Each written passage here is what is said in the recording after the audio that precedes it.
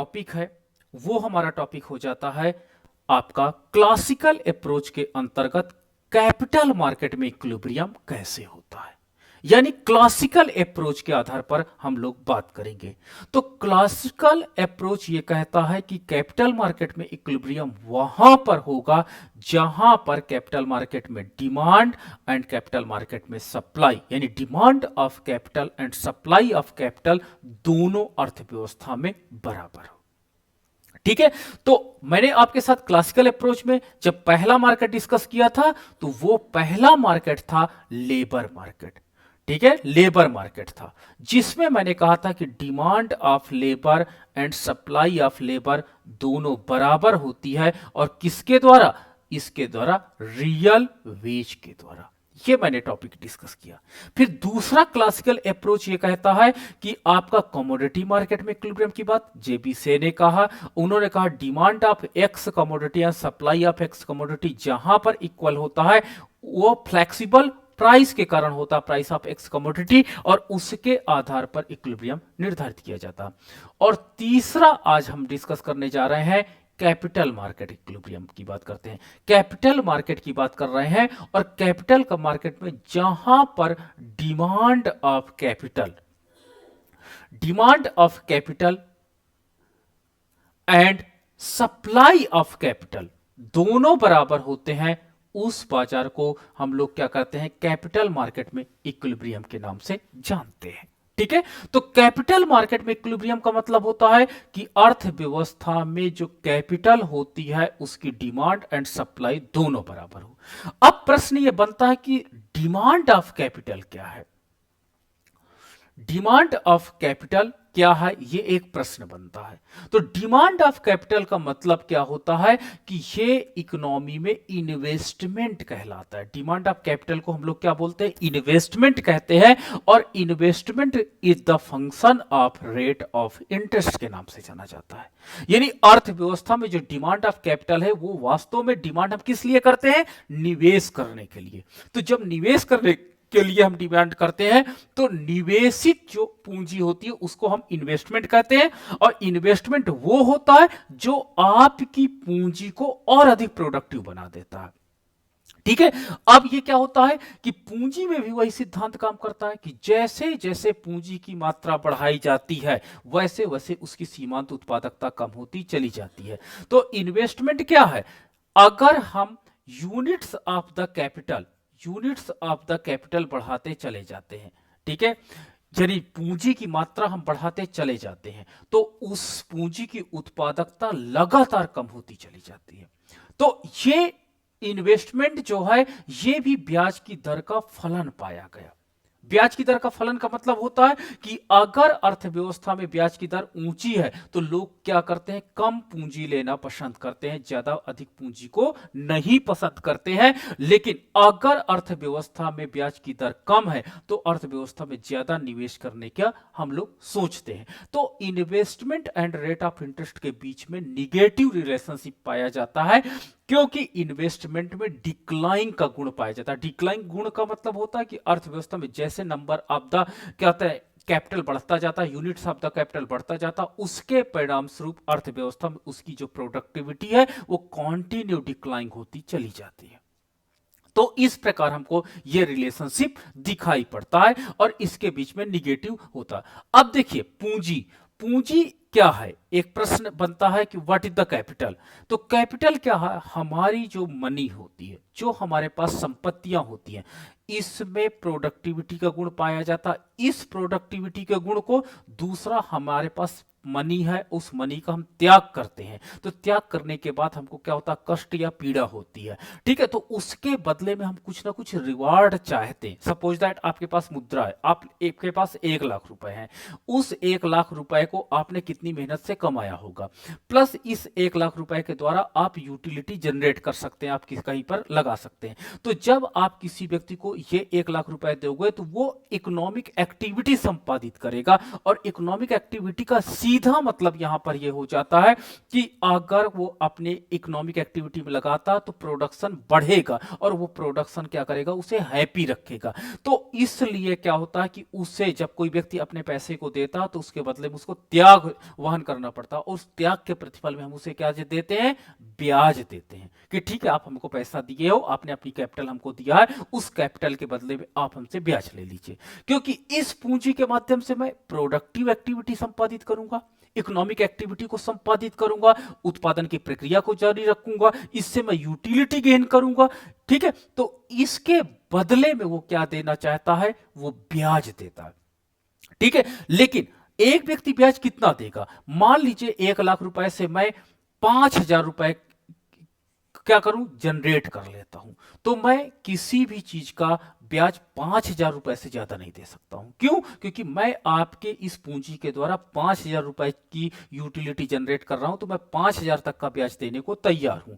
ठीक है, तो यानी जो मेरी सीमांत उत्पादकता यानी पूंजी की अंतिम इकाई लगाने के परिणाम स्वरूप मुझे 5,000 रुपए का प्रतिफल मिला, तो इस प्रतिफल के बराबर मैं ब्याज दे सकता हूं। तो एक प्रोड्यूसर कहां पर इक्विलिब्रियम में होगा, वहां पर इक्विलिब्रियम में होगा जहां पर अंतिम पूंजी से मिलने वाली सीमांत उत्पादकता उसके ब्याज की दर के बराबर हो जाता है, वहीं पर एक प्रोड्यूसर इक्विलिब्रियम में हो जाता है। ठीक है, अगर मान लीजिए क्या हो जाए कि अर्थव्यवस्था में हम पूंजी लेते हैं, ठीक है, लेकिन उससे प्रोडक्टिव एक्टिविटी ना करें तो हम तुरंत पूंजी लौटा देते हैं, भैया हम इसको क्या करेंगे। तो इस प्रकार जो आपका इन्वेस्टमेंट फंक्शन पाया जाता है वो ब्याज की दर का फलन पाया जाता है, और इसे निगेटिव रिलेशनशिप पाया जाता है, किसकी, ब्याज के दर का। तो रेट ऑफ इंटरेस्ट है आपका, रेट ऑफ इंटरेस्ट को मैंने परपेंडिकुलर में ले रखा है, और इन्वेस्टमेंट वाली जो कैपिटल है, इन्वेस्टमेंट वाली कैपिटल उसको मैंने आधार अक्ष पे रखा। तो ये देखिए निगेटिव रिलेशनशिप पाया गया। निगेटिव रिलेशनशिप का मतलब होता है I is the function of R पाया गया, और इसका मतलब होता है कि अगर ब्याज की दर ऊंची है, ब्याज की दर R1 है, तो हमारा इन्वेस्टमेंट कितना है, I1 है।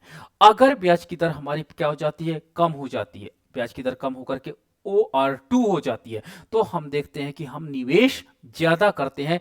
क्यों निवेश क्या ज्यादा करते हैं, क्योंकि अब हम ज्यादा पूंजी लगाएंगे और पूंजी की सीमांत उत्पादकता कम हो जाएगी, बट इधर ब्याज की दर कम है, इसलिए हम अर्थव्यवस्था में क्या करेंगे, हम अर्थव्यवस्था में ज्यादा पूंजी लगाएंगे। अगर अर्थव्यवस्था में ब्याज की दर और कम हो जाती है, तो जब ब्याज की दर कम और हो जाती तो अब हमको लगता है कि अब हमको और कम पेमेंट करना है, तो हम और नंबर ऑफ दी पूंजी को कलेक्ट करते हैं और नंबर ऑफ दी पूंजी को इन्वेस्टमेंट कर देते हैं, और इस प्रकार हमारा प्रथम संतुलन बिंदु ए होता है। जब ऊंची ब्याज की दर होती तो हम कम पूंजी लगाते हैं, क्योंकि यह नियम जो सीमांत का जो मार्जिनल थ्योरम है वो यहां पर भी काम करती है कि जैसे जैसे नंबर ऑफ द कैपिटल आप बढ़ाते चले जाओगे, उसके परिणाम स्वरूप उससे मिलने वाली प्रोडक्टिविटी कंटिन्यू डिक्लाइन होती जाती है। तो इसलिए ऊंची ब्याज की दर पर हम कम पूंजी लगाते हैं, क्योंकि मुझे ज्यादा पेमेंट करना होता है, ज्यादा पैसे देने होते हैं। लेकिन जैसे जैसे अर्थव्यवस्था में ब्याज की दर कम होती जाती है, हम नेक्स्ट इक्विलिब्रियम को चूज करते चले जाते हैं और ज्यादा पूंजी लगाते चले जाते हैं, और इसी प्रकार सी पॉइंट पर हम देखते हैं कि और अधिक पूंजी को लगा देते हैं, क्योंकि ब्याज की दर कम होती है। तो इस प्रकार दैट हम देख सकते हैं कि रेट ऑफ इंटरेस्ट तथा इन्वेस्टमेंट के बीच में निगेटिव रिलेशनशिप पाया जाता है, और इसका सीधा मतलब यह होता है कि जब रेट ऑफ इंटरेस्ट ज्यादा होता है तो इन्वेस्टमेंट कम होता है, जब रेट ऑफ इंटरेस्ट कम होता है तो इन्वेस्टमेंट अधिक होता है। यह रिलेशनशिप यहां पर प्रूफ हो जाता है। नाउ द नेक्स्ट है कि ये मैंने आपके साथ बात क्या किया, ये इन्वेस्टमेंट फंक्शन की मैंने बात किया कि इन्वेस्टमेंट जो आपका फलन है जिसमें डिपेंडेंट वेरिएबल आपका इन्वेस्टमेंट है और आपका independent variable rate of interest है, जिसे हम लोग स्मॉल r से दिखाते हैं। इंडिपेंडेंट वेरिएबल r में परिवर्तन सबसे पहले होता है अगर ब्याज की दर ऊंची होगी तो अर्थव्यवस्था में निवेश उत्पादक कम करेंगे, इसलिए अर्थव्यवस्था में इन्वेस्टमेंट कम पूंजी की जाएगी। लेकिन अगर अर्थव्यवस्था में ब्याज की दरें कम हो जाती, इंडिपेंडेंट वेरिएबल क्या है, आर में परिवर्तन सबसे पहले होता है, तो इंडिपेंडेंट वेरिएबल आर में परिवर्तन कम होता है, तो इससे अर्थव्यवस्था में इन्वेस्टमेंट अधिक हो जाएगा। इस प्रकार का रिलेशनशिप हम देखते हैं अर्थव्यवस्था में पाया जाता है। तो रियल में क्या है, investment demand of the capital है। डिमांड ऑफ द कैपिटल है। ठीक है, डिमांड ऑफ द कैपिटल मतलब पूंजी की मांग हम क्यों करते हैं, तो पूंजी की मांग प्रोडक्शन एक्टिविटी को संपादित करने के लिए करते हैं। प्रोडक्टिव एक्टिविटी को संपादित करने का मतलब ये कि हम चाहते हैं कि अर्थव्यवस्था में कुछ इकोनॉमिक एक्टिविटी संपादित हो जिससे हमारी यूटिलिटी बढ़े। हम इकोनॉमिक एक्टिविटी को संपादित करना चाहते हैं, इसलिए हम कैपिटल करते हैं। बट कैपिटल जैसे जैसे पूंजी हम लगाते जाते हैं, इसकी सीमांत उत्पादकता हमें ब्याज की दर से कंपेयर करने के लिए मजबूर कर देती है। ठीक है, तो ये इन्वेस्टमेंट का यानी डिमांड ऑफ कैपिटल का मैंने रिलेशनशिप कंबाइन किया रेट ऑफ इंटरेस्ट के साथ। चलिए, दूसरा मेरे पास रिलेशनशिप है, दैट इज सेविंग। ठीक है, सेविंग। सेविंग कौन करता है? सेविंग हम करते हैं और आप करते हो। ये सप्लाई ऑफ कैपिटल का कंपोनेंट है। सप्लाई ऑफ कैपिटल का कंपोनेंट है। सप्लाई ऑफ कैपिटल का मतलब होता है पूंजी की पूर्ति। और पूंजी की पूर्ति कौन करता है? पूंजी की पूर्ति हम और आप करते हो। किसके द्वारा? बचत के द्वारा करते हो। ठीक है, आप अपनी इनकम जनरेट करते हो, आपकी इनकम आती है, आप कंजप्शन एक्टिविटी संपादित करते हो, रेस्ट ऑफ मनी को क्या करते हो? बचा लेते हो। तो ये जो मनी आपने बचाया है एस, ये क्या है? अगर आप चाहते तो कंजप्शन एक्टिविटी में खर्च कर देते हो, यानी जितनी इनकम आपने पाया था उपभोग कर लेते हो, लेकिन आपने नहीं किया उपभोग। क्यों नहीं किया? क्योंकि चाहते हो कि भविष्य हमारा सुरक्षित रहे। भविष्य की आवश्यकताओं को ध्यान में रख करके आपने कुछ ना कुछ पूंजी बचा लिया है। ठीक है, जो आपने त्याग किया, वर्तमान की आवश्यकताओं को आपने पूर्ण नहीं किया। You don't fulfil your the present time needs. आपने वर्तमान की आवश्यकताओं को पूरा नहीं किया, बल्कि फ्यूचर के लिए आपने इसे रखा। तो वर्तमान में जब आपने अपनी नीड्स और नेसेसिटीज को नहीं कंप्लीट किया, तो आपको त्याग उठाना पड़ा। और इस त्याग के बदले में आप क्या कहते हो कि ये पूंजी अगर मुझसे कोई लेगा तो इसके बदले में उसे मुझे कुछ देना पड़ेगा। ठीक है, तो क्या देना पड़ेगा? और इसके बदले में एक कोई भी व्यक्ति, आपके पास सेविंग है, मेरे पास सेविंग है, तो मैं इसको ब्याज की दर का फलन मानता हूं। ब्याज की दर का फलन का मतलब यह हुआ कि अगर ब्याज की दर ज्यादा होगी तो मैं ज्यादा बचत करने का प्रयास करूंगा। आपके अंदर भी आदत होती है, मेरे अंदर भी आदत होती है कि अगर मुझे लगता है कि बाजार में अच्छा ब्याज मिल रहा है, तो मैं वर्तमान उपभोग को क्या करूंगा? रोकूंगा। वर्तमान उपभोग को डिले करूंगा। डिले करने का मतलब होता है कि अरे अच्छा ब्याज मिल रहा है, एक काम करो, पैसा ज्यादा इकोनॉमिक एक्टिविटी में मत लगाइए, बल्कि अन्य एक्टिविटी में लगाते हैं। तो इस प्रकार हम लोग देख सकते हैं कि अर्थव्यवस्था में जो ब्याज की दर होती है वो बहुत इंपॉर्टेंट पार्ट हो जाता है। और जैसे जैसे ब्याज की दर बढ़ती चली जाती है, जैसे जैसे ब्याज की दर बढ़ती चली जाती है, वैसे वैसे बचतें भी अर्थव्यवस्था में लोग ज्यादा करते हैं। आपको लगता है कि ये जो मेरी बचत है, ये बचत अच्छा मुझे ब्याज देगी, तो वर्तमान कंजप्शन को आप रोकते हो। ठीक है, तो ब्याज की दर तथा बचत के बीच में पॉजिटिव रिलेशनशिप पाया जाता है। लेकिन जब आपकी अर्थव्यवस्था में देखते हो कि ब्याज की दर ज्यादा नहीं है, तो आप सेविंग कम करते हो। ठीक है, गवर्नमेंट देखो प्लान क्या बनाती है। गवर्नमेंट देखती है कि अर्थव्यवस्था के लोग उपभोक्तावादी ज्यादा हो गए हैं, तो सरकार क्या करती है? तुरंत ब्याज बढ़ा देती है। ब्याज की दर बढ़ा देती है, तो हम और आप ब्याज ऊंचे ब्याज की लालच में क्या करते हैं? अपने मकान को नहीं खरीदते हैं, हम लोग बाइक नहीं खरीदते हैं, हम साइकिल नहीं खरीदते हैं, इवन हम अपनी कुछ डेली इकोनॉमिक लाइफ की चीजों को नहीं परचेज करते, बिकॉज ऑफ क्योंकि ब्याज अच्छा मिल रहा। अर्थव्यवस्था में हम क्यों ना मनी को बैंक के पास रखते। तो अर्थव्यवस्था में एक रणनीति होती है। रणनीति ये होती है कि जब लोग देखते हैं कि इकोनॉमिक एक्टिविटी में कंजप्शन पे ज्यादा खर्च कर रहे हैं, सेविंग पे कम खर्च कर रहे हैं, तो ब्याज के माध्यम से वो सेविंग को कंट्रोल करते हैं। ठीक है, ब्याज के माध्यम से सेविंग को कंट्रोल करते हैं। अगर सेविंग बढ़ाना चाहते हैं तो वो ब्याज को बढ़ाएंगे, सेविंग बढ़ाने के लिए ब्याज को बढ़ाएंगे, और सेविंग को घटाने के लिए ब्याज को घटा देंगे। तो इस प्रकार हमने देखा कि इन दोनों वेरिएबल के बीच में पॉजिटिव कोरिलेशन पाया जाता है। ठीक है, पॉजिटिव कोरिलेशन पाया जाता है और सेविंग हमारे द्वारा किया जाता है। किसके द्वारा? हम और आप। भारत में आप जीडीपी गणना जब करते हो तो देश में इस समय घरेलू बचतों का मान सबसे ज्यादा है। घरेलू बचतों का मतलब होता है जो हम लोग अपने पैसे को बचत खाते में रखते हैं, आप अपने पैसों को बचत खाते में रखते हो, तो यही सबसे ज्यादा इसमें। अगर मैं टोटल बचतों की बात करूं तो कॉर्पोरेट जगत की बचतें नहीं है, बल्कि डोमेस्टिक बचतों का शेयर सबसे ज्यादा होता है। तो हम और आप ब्याज की दर के, ऊंचे ब्याज के चक्कर में, यदि हमारी जो पूंजी बचाई गई है उसके बदले हमको बेहतर प्रतिफल मिले, उस प्रतिफल के चक्कर में हम लोग क्या करते हैं, ज्यादा से ज्यादा बचतों को करने का के लिए आगे आते हैं। तो इस प्रकार बचत और ब्याज के दर में पॉजिटिव कोरिलेशन पाया जाता है। इसका अगर मैं डायग्राम आपके साथ डिस्कस करना चाहूं तो डायग्राम हमारे पास आधार अक्ष वही है। आधार अक्ष पर मैंने बचतों को लिया, सॉरी एक्स, ये मैंने आधार अक्ष पर सेविंग को लिया एंड परपेंडिकुलर में मैंने रेट ऑफ इंटरेस्ट को लिया, रेट ऑफ इंटरेस्ट को लिया। ठीक है, और ये मुझे पॉजिटिव कोरिलेशन मिला। ये सेविंग फंक्शन है। पहला चेंजेस आपका रेट ऑफ इंटरेस्ट में आता है। डायग्राम जब भी आप बनाना, सबसे पहले इंडिपेंडेंट वेरिएबल जो हो वो लाइन खींच जाती है एक प्रॉपर मेथड से। तो रेट ऑफ इंटरेस्ट आपका OR1 है, तो अर्थव्यवस्था में बचते कितनी है, S1 है। जब ब्याज की दर बढ़ करके, देखिए इंडिपेंडेंट वेरिएबल है, बढ़ करके ब्याज की दर OR2 हो जाती है, तो उससे हम A इक्विलिब्रियम पॉइंट से B इक्विलिब्रियम पॉइंट पहुंच जाते हैं और हमारी बचतें बढ़ करके S1 से S2 हो जाती है। जब हमारी पास ब्याज की दर बढ़ करके R3 हो जाती है, देखिए इंडिपेंडेंट वेरिएबल आपकी ब्याज की दर है, ब्याज की दर देखिए बढ़ जाती है, तो उसके परिणाम स्वरूप नया संतुलन बिंदु हमको C प्राप्त हो जाता है और अर्थव्यवस्था में लोग और ज्यादा बचत करने लगते हैं, दैट इज S3।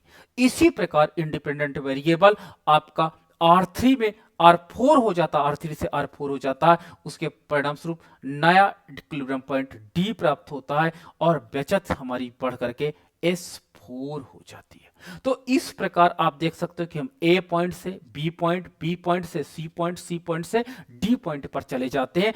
अर्थव्यवस्था में हम एक संतुलन से दूसरे संतुलन, दूसरे संतुलन से तीसरे संतुलन, यानी कंटिन्यू हम नेक्स्ट इक्विलिब्रियम पॉइंट पर चले जाते हैं। As soon as the rate of interest increasing, then the saving propensity, यानी जो बचत करने की क्षमता होती है, the capacity of saving also improve, या लोग इंप्रूव करना चाहते हैं, और इस तरह हमारे पास जो सेविंग फंक्शन होता है वो पॉजिटिव स्लोप का पाया जाता है।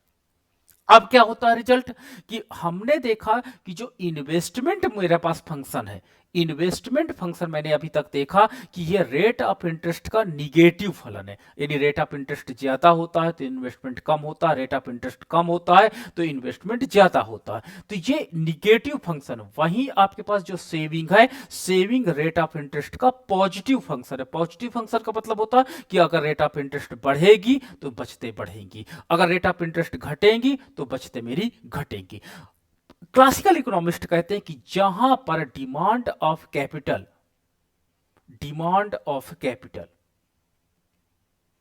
Equal to supply of capital,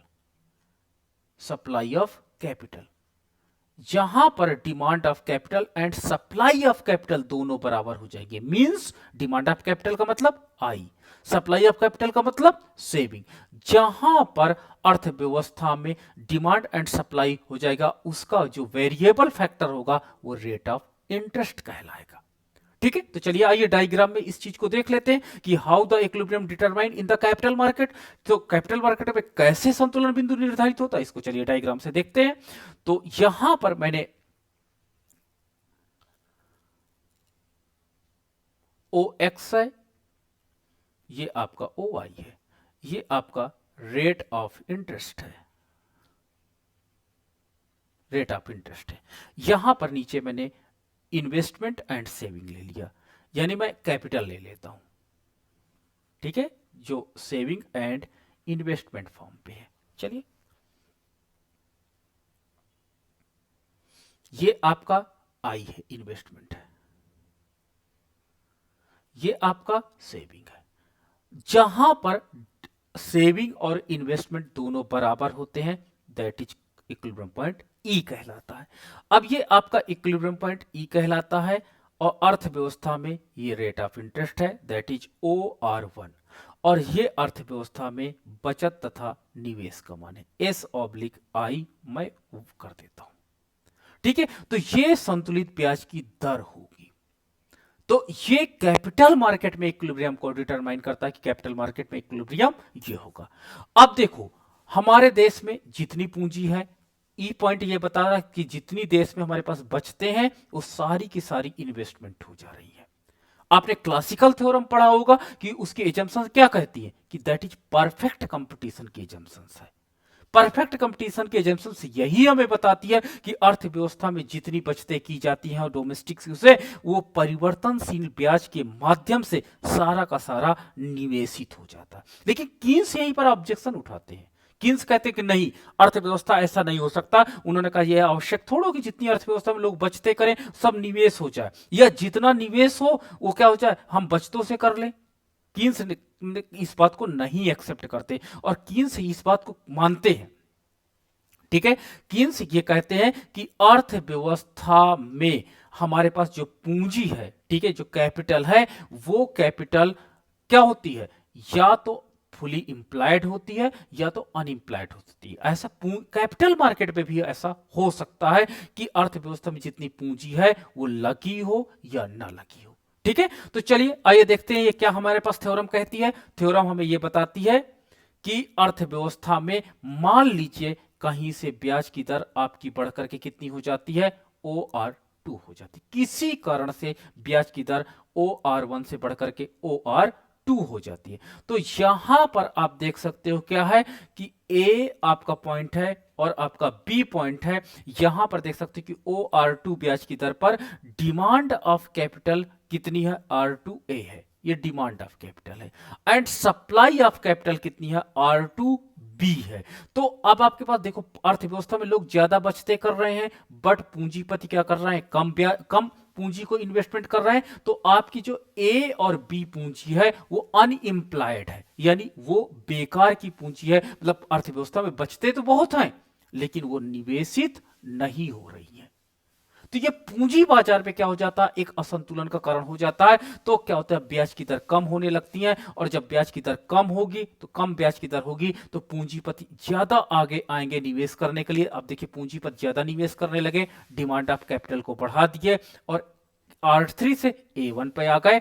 और सप्लाई अब क्या होता है, ब्याज की दर कम हो गई तो हम डोमेस्टिक लोग अब कम बचते करने लगे। फिर रेट ऑफ इंटरेस्ट और कम हुआ, रेट ऑफ इंटरेस्ट घट करके R4 हो जाता है। और यहां पर हम देख सकते हैं कि जो आपका गैप है यानी अनइम्प्लॉयड पूंजी कम होता जाता है और अंत में फाइनली हम कहां पर आ जाते हैं, इक्विलिब्रियम पॉइंट पर ही आ जाते हैं जहां पर I तथा S दोनों एक दूसरे के बराबर हो जाते हैं। इसी प्रकार अगर किसी कारण से अर्थव्यवस्था में ब्याज की दर घट करके कितनी हो जाए, अर्थव्यवस्था में ब्याज की दर घट करके कितनी हो जाती है, OR5 हो जाती है। तो OR5 हो जाने के परिणाम स्वरूप ब्याज की दर बहुत कम है, हम लोगों ने डिसाइड कर दिया कि हम नहीं बचत करें, तो बहुत कम। देखिए अर्थव्यवस्था मात्र इतनी बचते हैं, कितनी, A5 के बराबर। देख रहे हैं बचते बहुत कम है लेकिन प्रोड्यूसर कम ब्याज दर पे ज्यादा इन्वेस्टमेंट के लिए डिमांड कर रहे हैं। तो इतनी अर्थव्यवस्था में पूंजी नीडेड है। ठीक है, इकोनॉमी वो जो आपका प्रोड्यूसर है वो लगाना चाहता पूंजी को लेकिन आपके पास पूंजी अवेलेबल नहीं है। परिणाम स्वरूप पूंजीपति कहेगा अच्छा हम ज्यादा ब्याज की दर देंगे। जब ज्यादा ब्याज की दर का प्रॉमिस करता है तो ब्याज की दरें बढ़ने लगती हैं और हम ऊपर की ओर खिसकने लगते हैं। तब तक खिसकते जाते हैं जब तक कि हम संतुलन बिंदु ई पर नहीं आ जाते। तो इस प्रकार हम देख सकते हैं कि अर्थव्यवस्था में पूंजी बाजार में संतुलन स्थापित हो जाता है जहां पर लोचशील ब्याज की दर अर्थव्यवस्था में पूंजी की मांग जिसे हम इन्वेस्टमेंट कहते हैं एंड सप्लाई ऑफ कैपिटल जिसे हम सेविंग कहते हैं, दोनों के बीच में इक्विलिब्रियम को मेंटेन रखता है। अर्थव्यवस्था में यह दीर्घकाल में मॉडल काम करता है। दीर्घकाल में इसलिए क्योंकि अल्पकाल में डिसइक्विलिब्रियम होना निश्चित आवश्यक है, क्योंकि आवश्यक नहीं है तो ये जो फ्लेक्सिबल रेट ऑफ इंटरेस्ट है ये कैपिटल मार्केट को इक्विलिब्रियम में बनाए रखता है। तो ये था कैपिटल मार्केट का इक्विलिब्रियम। अब आप अपने प्रश्न पूछिए इस पे से।